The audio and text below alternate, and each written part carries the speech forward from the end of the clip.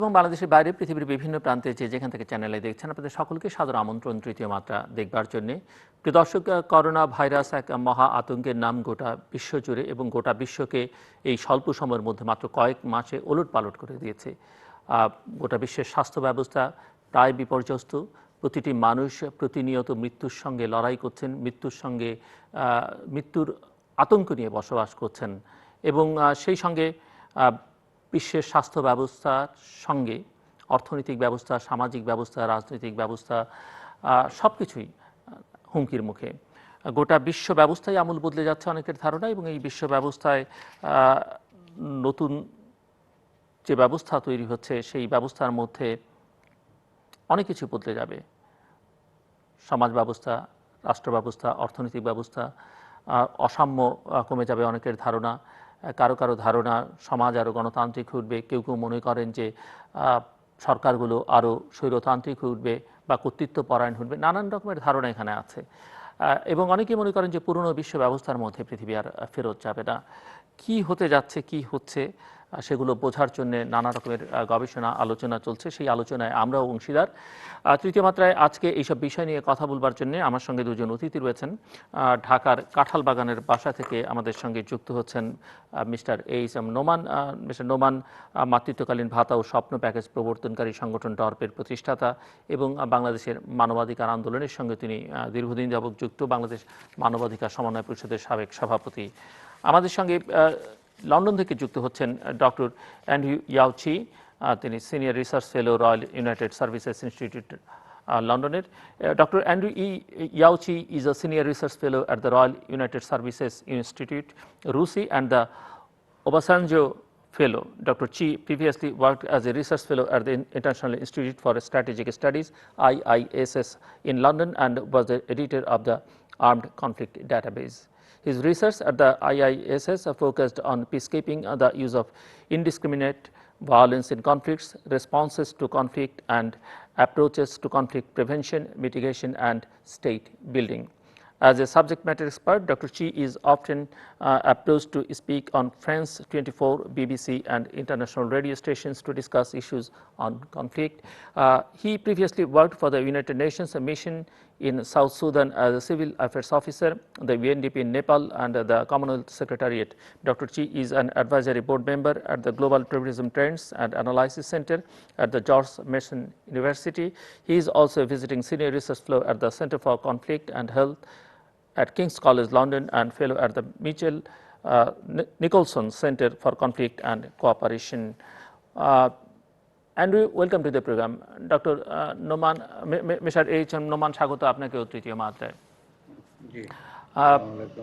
Mister AHM Nouman, আপনাকে দিয়ে আলোচনাটা শুরু করতে চাই। আজকে বিশ্ব মা দিবস এবং আপনি দীর্ঘদিন ধরেই বাংলাদেশের মাদের নিয়ে কাজ করছেন। তাদের মাতৃত্বকালীন ভাতা স্বপ্ন নামে একটি প্রোগ্রামও আপনি ডেভেলপ করেছেন এবং সেটি কাজও করছে সরকারের সঙ্গে। সো আজকের এই দিনে যখন গোটা পৃথিবী সংকটকালের মধ্যে আছে, বিশেষ করে কোভিড-19কে মোকাবেলার জন্য, এবং সেই সময়টা যারা মাতৃত্বকালে সময়ের মধ্য দিয়ে পার হচ্ছেন তারাও নানান সংকটের মধ্যে আছেন, উদ্বেগের মধ্যে আছেন। কারণ যদি কোভিড-19 তাদের কাউকে আক্রান্ত করে, তিনি শুধু বিপর্যস্ত না, গোটা পরিবার এবং যে সন্তানকে তিনি ধারণ করছেন সেও ঝুঁকির মধ্যে। সেই গোটা পরিস্থিতিটাকে আসলে কীভাবে মোকাবেলা করার ভাবনা আপনার মধ্যে আছে, আপনাদের প্রকল্পের মধ্যে আছে, আপনার প্রতিষ্ঠানের মধ্যে আছে? মানে আমি বুঝতে চাইছি যে কোভিড-19 নিয়ে আপনার ভাবনা।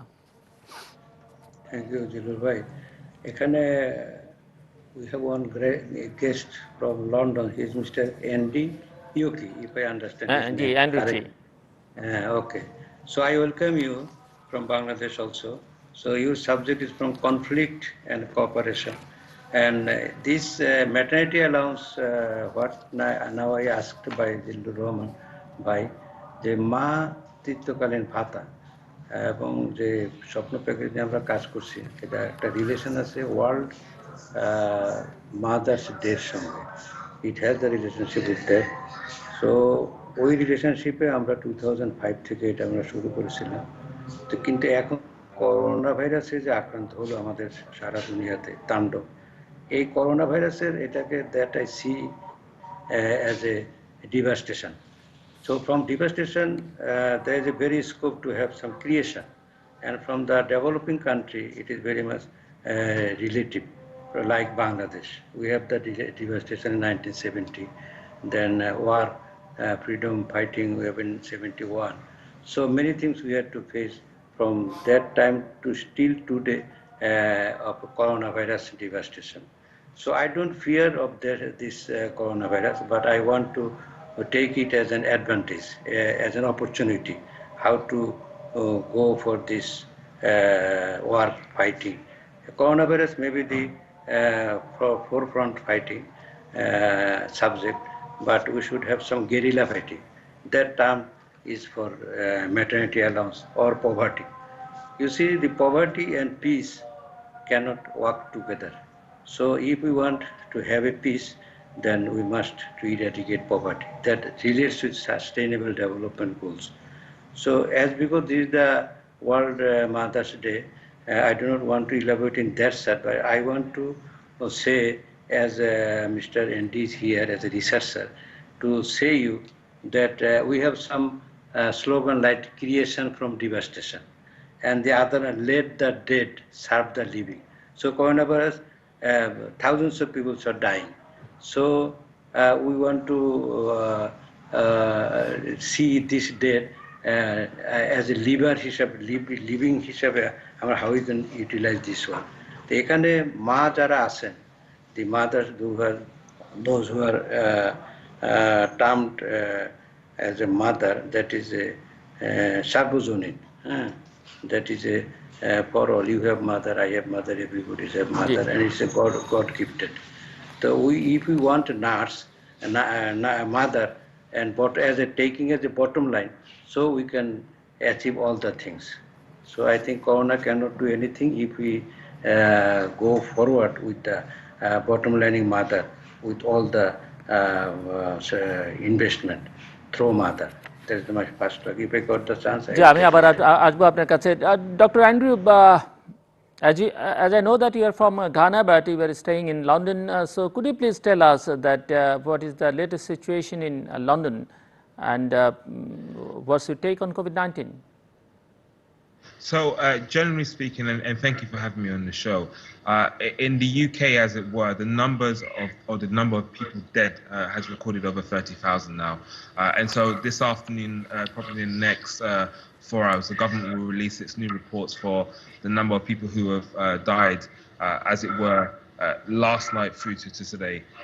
What we are seeing is that I think there's a reflection in the UK where we saw the high number of deaths in hospitals, and now that is being transferred into care homes. And so there's almost like the government is playing catch up on this, particularly in the care home sector.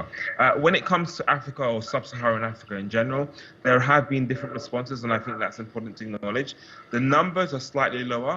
So when it comes to the African continent or sub-Saharan Africa, the whole entire number of cases are around 54,000 cases, but only 2,000 or just above 2,000 people have been killed, according to the African Union CDC. That's obviously the CDCP, who are the ones who are leading this charge when it comes to the fight against the pandemic. So by and large, the sort of mad reporting or trends and predicted sort of doom and gloom that we were hearing from people hasn't come to fruition. However, I think what is uniquely different in the African context is, in this case, what we are seeing is a lot of African countries that had lockdowns are lifting those lockdowns now. So in particular, Ghana started about 2 weeks ago. It lifted its lockdown. It cited that basically, and it's very much true that most African countries, unfortunately, are unable to keep the lockdown situations, and so they have to modify their approach. They cannot use the sort of European approach that we see in the UK or in other countries in Europe. The other thing which I think we're seeing is that how much of an impact it's having on the fragile African healthcare systems. In particular, we're seeing a rise, or you can see some of the data showing a rise in medical health practitioners contracting COVID-19, and that is impacting the way in which the virus is spreading throughout the continent itself. But I think the partial lifting of lockdown in Africa is because most African economies, or 90% of Africa's economy is made up of small and medium-sized businesses. And so you can't apply the same process that is happening in Europe across the African continent. And that means there has to be an adjusted version of the response for Africa, because that model that you have in Europe is not sustainable in the African economy. But by and large, what we do know is that most African countries, post-COVID virus, might be in a recession. And so it will be down to the sort of world economies and the world systems to come together, which they have failed to do, really, to really be able to raise this sort of 2 billion, which is what is being flaunted as the expected amount that Africa needs to sustain its economy, just to deal with the COVID crisis, not beyond that. The entire healthcare system of Africa is surprisingly below average and shows an unhealthy scenario of healthcare spending, where Africa's Center for Disease Control (ACDC) concerned that Africa may experience the highest death toll of 300,000, along with 1.3 billion infected in the worst case scenario. World Health Organization says healthcare system of Africa is not even satisfying. Moreover, most of the African countries are still rely on external stakeholders for many aspects of the provision of medical services. So with such under-resourced hospitals and fragile health sectors, is it possible to prevent the spread of epidemics like corona, and what is the reason for the heads of government in almost every African country to be so indifferent to the public health sector? So I mean, I'll address your first question. I think it is possible to well, stop. No, I wouldn't say stop, because you can't really stop this spread. I think you can, as people of health experts have said, and I'm not a health expert, so I think it's important to acknowledge that, but you can flatten the curve, and I think that's important. African states have made some efforts to flatten the curve and will continue to do so, whether it be making masks compulsory or people acknowledging or keeping to the 2-meter distance which is required. These are ways of being able to do that. So you can do that. But I think it takes a unified effort and a synchronized approach to this. When it comes to really how you move beyond that, I think Africa, to a degree, was slightly prepared for this, because in most places you had weak health systems before, but also the outbreak of Ebola, and that all supported being able for Africa to be able to get there. So I think, yes, we are seeing these adjustments. It's not perfect ones, but what I would like to see from more African heads of states are synchronized approach, synchronized with regional economic communities, but also synchronized with neighboring countries, because that's what's going to be key to stopping the spread of the virus throughout the continent. Mister AHM Noman, একটু আপনি আমাদেরকে বলবেন যে এই যে আমরা এন্ড্রুর সঙ্গে health care system নিয়ে কথা বলছিলাম, এবং সেই সঙ্গে যে পাবলিক হেলথের বাজেট জনস্বাস্থ্যের ক্ষেত্রে বা বরাদ্দটা পৃথিবীর সব দেশই কম। আমরা যদি আফ্রিকার কথা বলছিলাম, কিন্তু আমরা মার্কিন যুক্তরাষ্ট্রের কথা বলি, আমরা যুক্তরাজ্যের কথা বলি, কিংবা বাংলাদেশের কথা বলি, কিংবা ভারতের কথা বলি, চেহারাটা একই। সো আপনি তো দীর্ঘকাল ধরে বাংলাদেশের উন্নয়ন কর্মকাণ্ডের সঙ্গে যুক্ত, বেসরকারি একটা উন্নয়ন সংগঠনকে নেতৃত্ব দিচ্ছেন স্বাধীনতার পূর্বকাল থেকে, আমি বলবো। সো এই চিত্র কেন? অনেক আমরা এগিয়েছি, কিন্তু করোনা ভাইরাস প্রমাণ করে দিল যে আমরা আসলে কতটা অসাড়। এটা খুবই রিলেভেন্ট একটা কথা আনলেন। আর আমি আফ্রিকার হেলথের সঙ্গে, আমি কেনিয়াতে গেছিলাম, গিনিতেও গেলাম, সেখানে আমি হেলথ সেন্টারগুলি দেখেছি এবং ওদের সঙ্গে কিছু শেয়ারও করেছি। আপনি এখন আমেরিকাটা দেখেন না, কি ধনী দেশ, অথচ সবচেয়ে কালকে দেখলে মিনিটে ঘন্টায় 100-র উপরে লোক মারা গেল। এইসব টাকা মূল কথা না, কোনো আপনি আমি যেটা বারবার আমার কাছে চলে আসে যে এই ডিস্ট্রিবিউশন অফ ওয়েলথ যদি ইকুয়াল হয় এবং যদি ডিসক্রিমিনেশন লেস হয়, যেটা নাকি ও বলতেছিল প্রথম যে সেগুলির উপরে কাজ করে ডিসক্রিমিনেশনের উপরে। তা আমি যদি শুধু স্বাস্থ্য এই যে সিস্টেমের কথা বলা হয়েছে, ইউনিফাইড সিস্টেম বা সিনক্রোনাইজ করার কথা বলতেছে, এগুলি কোনো সিস্টেম নাই তো। যখন যেখানে যে অবস্থায় রিসোর্স দেওয়ার কথা সকলকে নিয়ে, সেই কথাটা কিন্তু হচ্ছে না। ইনডিসক্রিমিনেশন অলরেডি সর্বক্ষেত্রে কাজ করতেছে। অতএব আমার মনে হয় এই হেলথ বলেন, এডুকেশন বলেন বা লাইভলিহুড বলেন, সব কিছু বলেন, একটা তো প্রকৃতি আছেই যে গড গিভেন যেটা, বা আমরা যেটা এখন বলি যে এটা একটা গজব হতে পারে, যে করোনা ভাইরাস, এরকম যুগে যুগে মধ্যে মধ্যে এগুলি আসে এবং আসবেও, এটা ইসলামিক রিলিজিয়নও এটা বলতেছে। এটা আমি তোমাদেরকে পরীক্ষা করার জন্য এগুলো দিচ্ছি। আজকে ওই হাদিস কোরআন শুনতেছিলাম কতক্ষণ আগে, এগুলি নিয়ে। তো এগুলিকে আমাকে মেনে নিয়ে আমাকে এখন এগোতে হবে যে how to move further, go head. এবং গো হেডটা হবে আমরা পভার্টিটাকে অ্যাটাক করতে হবে। এই জন্য বোধ হয় ইউএনডিপি, ইউনাইটেড নেশনসের যে এইচডিজি সাস্টেইনেবল ডেভেলপমেন্ট বলছে যে 1 নম্বর এজেন্ডা পভার্টিটাকে টার্গেট করেছে। বারবার আলোচনা সেটা না আনা উচিত যে পভার্টিকে আমি কি করে অ্যাড্রেস করব। করতে গেলেই তখন আমরা হেলথ আসবে, আদার জিনিস সবই আসবে। এই যে রিসার্চ বলে, রিসার্চে টাকা নেই, অনেক কান্ট্রিতে বলছে সব জায়গায় কিছু আছে, রিসার্চ করতে কোনো টাকা দিচ্ছে না। তো এগুলো তো আপনাকে দিতে হবে। তো সুতরাং আপনাকে টোটালিটি নিয়ে একটা ইন্টিগ্রেট অ্যাপ্রোচে নিয়ে এসে, ইন্টিগ্রেট অ্যাপ্রোচের ওই বটম লাইনিং মাদার ঘুরে ফিরে যে মার কাছে কিন্তু চলে আসতে হয়। এটা কিন্তু একটা মানে সার্বজনীন কথা, ইউনিভার্সাল। তো সুতরাং বটম লাইনিং মাদারকে যদি আমরা অ্যাড্রেস করি with providing all resources by the state, at least আমি ডেভেলপিং কান্ট্রির কথা বলবো, ডেভেলপ কান্ট্রির কথা আমি অত বলতে চাই না, বলতে আমার মনে হয় না আমি তত বুঝবো, এটা নিয়ে কন্টেস্ট করতে পারবো। কিন্তু ডেভেলপিং কান্ট্রি তো এটা একেবারেই বলতে হবে যে রিসোর্সটা আমাদের প্রোভাইড করতে হবে, ইনপুট করতে হবে from the home of the mother. হ্যাঁ, এবং mother is the bottom line. সেখানে দিলেই আপনি সে ফিউচার একটা জেনারেশন ডেভেলপ করতে পারে। হ্যাঁ, সেখানে হেলথ আসবে, এডুকেশন আসবে, লাইফ, যেটা না আমি এই যে মাতৃত্বকালীন ভাতা যে স্বপ্ন প্যাকেজটা, social assistance programme for non asseters, সেখানে আছে কি the combination of health, education, housing, livelihood and savings and others, environment মিলে। তো এখানে তো অল বেসিক নিডগুলি এসে যাচ্ছে।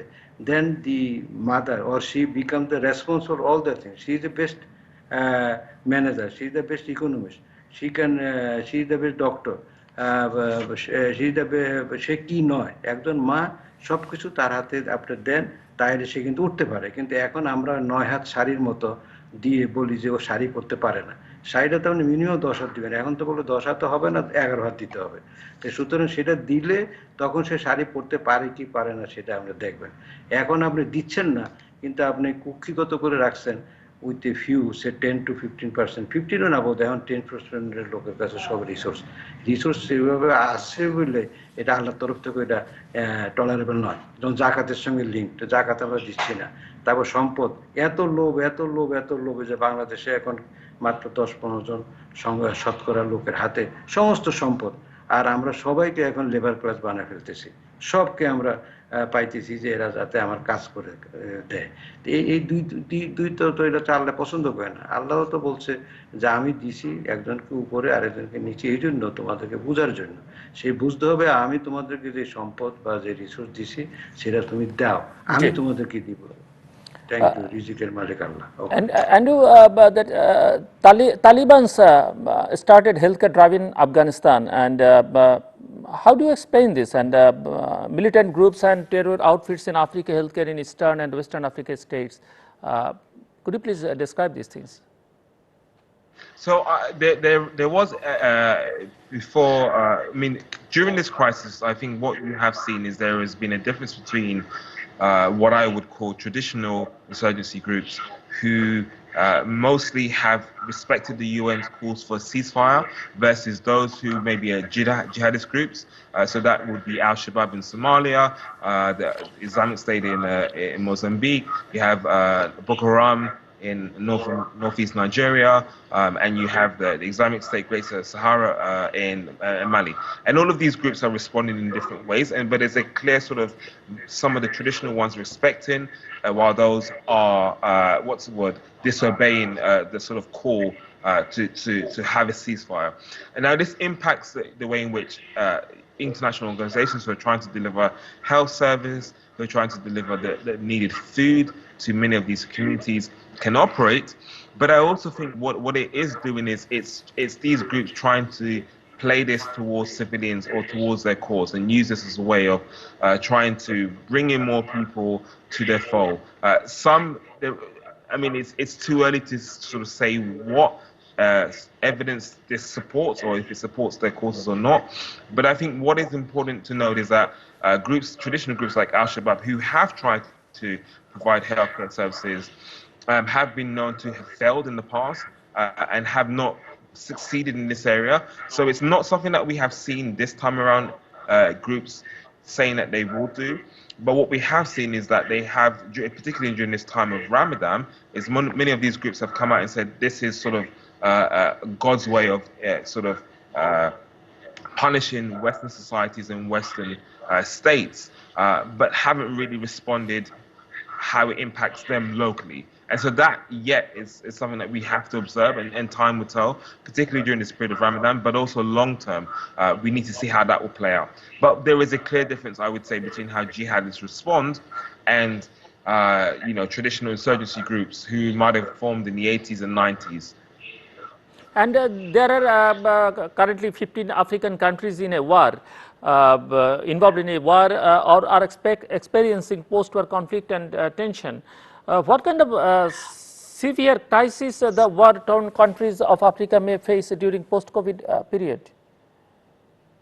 I think a lot of it will be around the actual economies. So as I said earlier, the sort of concerns that I have around these countries and their economies. So if you take, for example, as I said earlier, most of these countries have been on lockdown. Most of the East African countries depend, largely speaking, on tourism. And if you have these lockdowns, how do people raise their money through tourism industry? If you have a lockdown where people have to fly to a country and are quarantined or self-isolation, for 14 days, that impacts the economy. And so it's things like that that will impact particularly places like East Africa, but also East Africa has a second wave of locusts that are coming into the country. So that means agricultural industries are hampered. Plus you have the COVID lockdown. Plus you have some places which have conflict. All of these things, I think, lead most countries in Africa, not all, but predominantly the majority of them, will be in some form of recession because their economies have been hampered, which actually could impact the way in which existing conflicts are exuberated. But, as I said earlier, it's very, very early days. These are things that most analysts predict, but it's really hard to say what the concrete evidence will be, and that will take a few weeks to actually see how it will play out. But I think one of the good signs that we are seeing, and because the numbers are not as high as in other countries, as in the total number of deaths reported at the moment, seem to be in 2,000. It seems that Africa, to a large degree, has got a control. Not, I wouldn't say fully, but seems to have somewhat control of the situation, which I think is a good situation to be in. Yes, there has been violence used against civilians and whatnot, but I think the numbers are not as high as people would have thought they were. So that's a good thing. And UNDP said that an estimated 60% of the African population would lose their access to social protection that will impact education, human rights, and in the most severe cases, basic food security and nutrition. So my question is that what other security crises could be created in African countries? I think the security situations that I see happening if we don't get a control of the situation, it really becomes between, I would say, the local levels, where you start having communities that are played against each other. So if you take, for example, herding communities versus pastoral communities, where communities that are farmers are herding their cattle or their farmlands, and you have another sort of nomadic communities that are passing by for greener pastures, and you have these local conflicts. That is what I see as an issue. Particularly security-wise. We see this in South Sudan, where the levels of communal violence are really increasing. Parts of the Sahel, where you're seeing this sort of increased clashes between nomad and pastoralist communities on the rise. That, I think, is for me the big thing. And I mean, the data at the moment is, again, still in its early stages, but it does suggest that we are seeing more communal violence. And that, for me, I think is the biggest thing for us to watch out. It's not just how the state is using violence against civilians, but that element. The second element, which I think is really important to highlight, is the issue of elections. Elections in Africa are always a sort of a contentious issue, And how we go about doing elections, how information is communicated during this time is going to be important. Particularly countries like Burundi, who have elections in 2 weeks' time, Ethiopia, where elections have been pushed back. Ghana has had elections over the years, but has been obviously relatively peaceful. But how will this play between the dynamics between political groups is also going to be an issue, where some countries have weak sort of electoral processes that might impact things going forward. And then, as I said earlier, there's the issue of the economy. How do you deal with countries whose economies are already suffering, places like Sudan, who have already suffered because of the processes or the policies that were put in place over the last 30 years. Sudan's is going through a transitional period, but how will its economy survive during this period? And then, as I said, the other things like debt relief, countries in Africa who are indebted to, whether it be China, I've heard numbers of 40% going around, and to other sort of world international systems. How will these countries cope with this situation post-COVID? And these are I think, 3 or 4 areas that I think will become contentious issues for the use of violence, I would say, in some cases, but also that might impact the security or the weak security framework that are in place already in Africa. আসবো mister Noman আপনার কাছে। আমরা জানি যে 70-এ যে ঘূর্ণিঝড় হয় এই ভূখণ্ডে, সেখান থেকে আসলে বেসরকারি উন্নয়ন সংস্থাগুলোর উৎপত্তি বা কাজের শুরু। এবং বাংলাদেশের বিভিন্ন দুর্যোগে আমরা দেখেছি, আমরা এই এনজিওগুলো অনেক অ্যাক্টিভ ছিল, অনেক কাজ করেছে। বাংলাদেশের আজকে যে সামাজিক রাজনৈতিক অবস্থান, অর্থনৈতিক অবস্থান, সেখানে এনজিওগুলোর একটা অবদান আছে, সবাই স্বীকৃত। কিন্তু আমরা কোভিড-19-এর এই সময়টাতে, মানে তার এই যে প্রভাব, প্রতিপত্তি, আধিপত্য, এই সময়টাতে আমরা বাংলাদেশের বেসরকারি উন্নয়ন সংস্থাগুলোকে সেই অর্থে কেউ কেউ কাজ করছেন, কিন্তু সেই অর্থে তেমন কোনো তৎপরতা তাদের দেখা যাচ্ছে না, বা সেই অর্থে তাদেরকে পাওয়া যাচ্ছে না। আপনি কি বলবেন, বা কতটা এই অভিযোগ কতটা সত্য, বা আপনার কি ধারণা? না, এটা অভিযোগ একবারে মানে ফেলে দেওয়ার মতো নয়। তবে 70-এর বা পরে যে কনটেক্সটগুলি ছিল এনজিওর উঠে আসা বা কাজ করা, সেই হিসাবে আস্তে আস্তে এখন গভর্নমেন্ট যে ডেমোক্রেসি বা গভর্নমেন্ট যে পরিচালনা যেভাবে হচ্ছে, রাজনৈতিক নেতৃবৃন্দ যেভাবে করছে, সেখানে they feel they are good enough to handle the all activities like social, economical, human rights, everything তারা মনে করে যে করতে পারে। আর এনজিও সেক্টর তারাও অনেকটা, যেমন মাইক্রো ক্রেডিট সেক্টর নিয়ে কিছুটা ব্যবসায়িক চিন্তার মধ্যে এসে গেছে। আবার অনেকটা সোশ্যাল সেক্টর যেগুলি আছে, সেগুলিও যে বিদেশের পয়সা নির্ভর যেগুলি ছিল, সেগুলি অনেকটা কমে আসছে, যেহেতু আমরা একটু ধনীর দিকে চলে যাচ্ছি।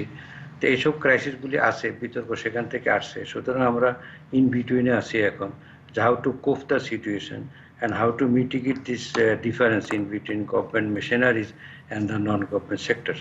তো সেখানে আমরা মনে করছি যে গভর্নমেন্টকে অ্যাসিস্ট করা আমাদের আগেও কাজ ছিল, পরও আছে, এখন আরও বেশিভাবে অ্যাসিস্ট্যান্ট অ্যাপ্রোচে কাজ করতে হবে, এবং গভর্নমেন্টও এগিয়ে আসতে হবে যে এনজিওর যে গুণগত মান বা যে ট্রান্সপারেন্সি বা যে ধরনের তাদের লোকবল আছে একেবারে রুট লেভেল পর্যন্ত, সেই রিসোর্সগুলি কাজে লাগানো, তাইলে মিটিগেশনটা ঠিক মতো হবে। সুতরাং গভর্নমেন্টের যে সকল সেক্টরে, যেমন সোশ্যাল সেক্টরগুলি আছে, সেফটি নেটগুলি আছে, রিসেটলমেন্ট আছে, অনেক ধরনের কাজে আছে, এডুকেশন নিয়ে কাজ করে, তারা এনজিওদেরকে জড়িত করতেছে এখন। সেটা এখন আরও মোর পারফেক্ট হয়ে, বেটার হয়ে, সিস্টেমেটিক হইতে এবং সাইন্টিফিক হইতে করলেই এটা একটা যৌথতা আসবে, এটা পার্টনারশিপটা ভালো ডেভেলপ করে। এটা একটা পার্টনারশিপটা আইডিয়াল পার্টনারশিপ হইতে, নট যে এনজিওরা এখন ফান্ড আনতে হবে। এনজিও বলতে মনে করে বিদেশ টাকা এনে করবে, কই আপনার টাকা আনেন না, আমাকে 2-1 এমপি হিসাবে রিং করছে, হ্যাঁ, যে কই আমাকে কিছু দেন না। আমি বলে আপনারা মন্ত্রী, আপনি একজন মন্ত্রী ছিল এর মধ্যে, আপনারা আমাকে বলতেছেন, তো এটা তো লজ্জা লাগে, বলি না, যে খারাপ লাগে আর কি, যে হোয়ার টু স্ট্যান্ড। এই যে হোয়ার টু স্ট্যান্ড, এখন আমরা কোথায় দাঁড়াবো এমন একটা ব্যবস্থা। তবে আমাদের উচিত হবে এখন গভর্নমেন্টকে এনজিও সহ বসা, এনজিওরও উচিত হবে যে গভর্নমেন্টের সিস্টেমের সঙ্গে, মেশিনের সঙ্গে কিভাবে আমরা পার্টনারশিপে যাব, কাজ করব, এবং সেটাকে বোধে ইমপ্লিকেশনে যাওয়া দরকার। Andrew, COVID-19 is going to change the world order. It's a new normal now, new world order. So how much positive and negative impact is it having on domestic and international politics of the African continent, and what are the long-term effects? Is there any chance of changing the African geopolitical framework and regional trade policy at the post-COVID period? I think it has, I mean, as you said, it has a positive and negative impact. I think it's still, again, it's still early days to say what they will be. But I think what is important to note is that business as usual won't take place. And I think what it's really done is it's shown not just, I mean, the weakness that we knew that existed in the African health systems, but it will push states, I believe, to really look at how they invest into public services like health, how they interact with one another, but also how they have to unify to solve this sort of this COVID or pandemic issue.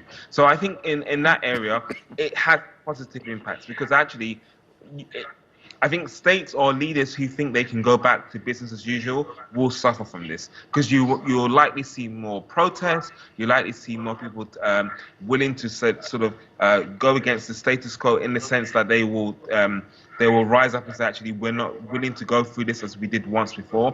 But again, I think what it might do, particularly with civilian components, is to bring people together, to bring local communities together, to want to solve this issue and to bring things or to move their communities forward, particularly when there's always been also been a lack of resources at the local level. So what you will see is, even though we're seeing responses by the state in large capitals, it really requires local efforts and local people to move their communities and to solve the issue collectively going forward. So I think it has positive impacts, but it, like I said, equally has negative impacts. Negative in the sense that it might mean that you see more clashes between communities in certain areas where the state tries to play one community against the other.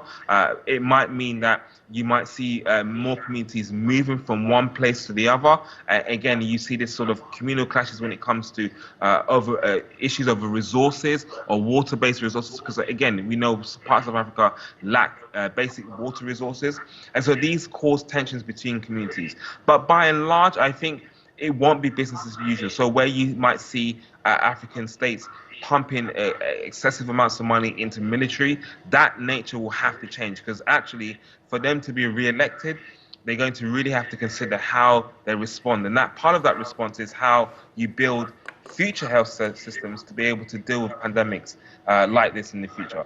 But I don't think that will be a trend across the whole entire continent. I think some places...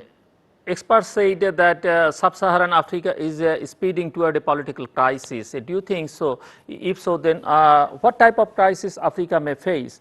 And how do you see the market conflicts in the states like Mozambique, DRC, Somalia, and Nigeria?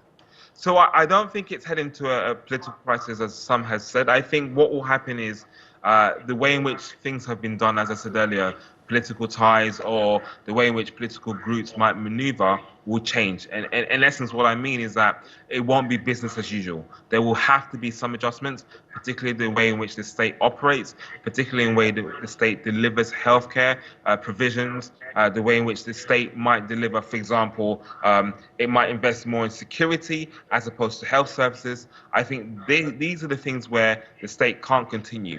I think places like Somalia, DRC, what you are seeing really is, I wouldn't say pushback yet, but we're seeing increased levels of violence. So in North Kivu, we're seeing various groups who have arisen before the outbreak of COVID-19 or the pandemic rising up. In Somalia, you're seeing Al-Shabaab increasing its attacks, and I think this pattern will continue. But again, the data on this, on how increased the levels of how significant the attacks are, it's still in its early days, so time will tell. So it's still too early to say sort of this is what's going to happen in the African continent. I think there are signs that we can see groups, like I said, jihadist groups and non-state traditional armed groups respecting or not respecting sort of the ceasefires, but it's still early days to put concrete numbers on sort of what the trajectories are going to be in the future. Mister Noman, একটু আপনি আমাদেরকে বলবেন যে COVID-19 পরিস্থিতিকে বাংলাদেশ যেভাবে address করছে, আপনার কাছে কি মনে হয়, আপনার দীর্ঘদিনের উন্নয়ন কর্মকাণ্ডের যে অভিজ্ঞতা বা এই যে দুর্যোগ মোকাবেলার যে অভিজ্ঞতা, সেখান থেকে কি মনে হচ্ছে এবং বর্তমান বিশ্ব বাস্তবতায় যে আমরা ঠিকঠাক পথে চলছি কিনা, বা যা কিছু পদক্ষেপ নেওয়া হচ্ছে ঠিকঠাক আছে কিনা?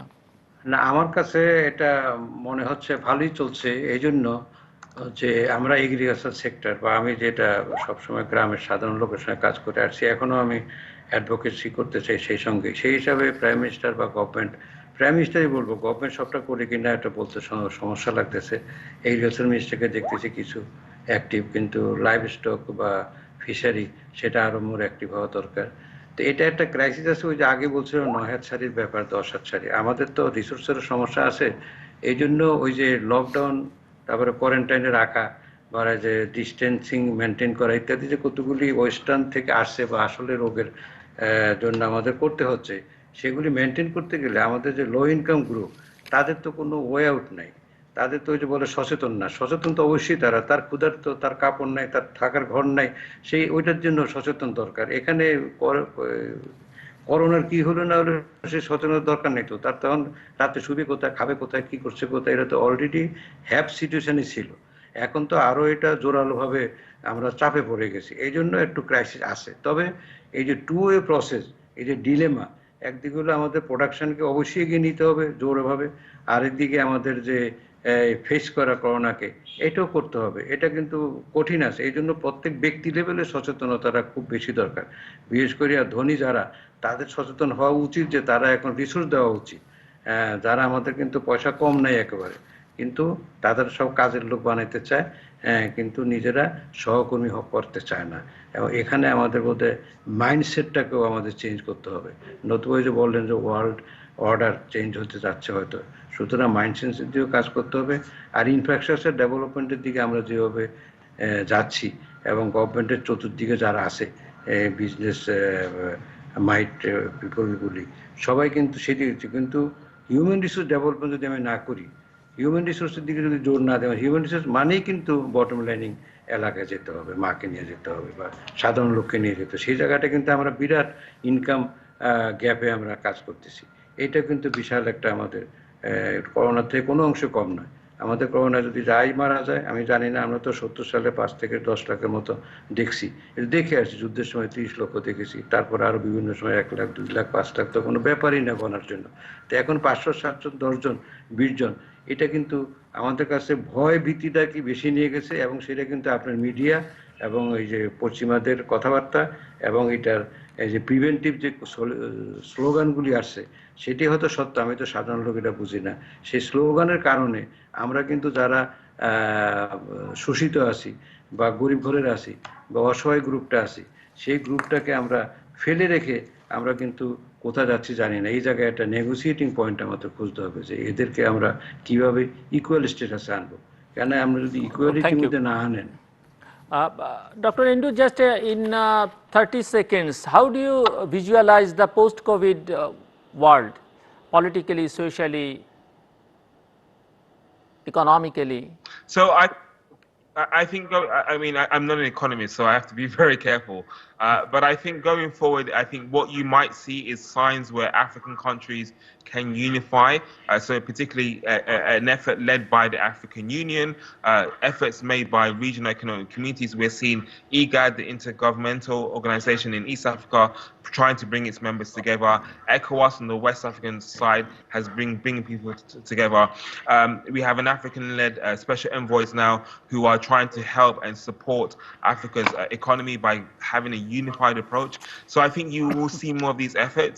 It might take time in the long run, but I think you're going to see this. I think, again, where it's going to be contentious is around elections, which is going to be elections that are either deferred, but also elections that might be have political upheavals for various reasons.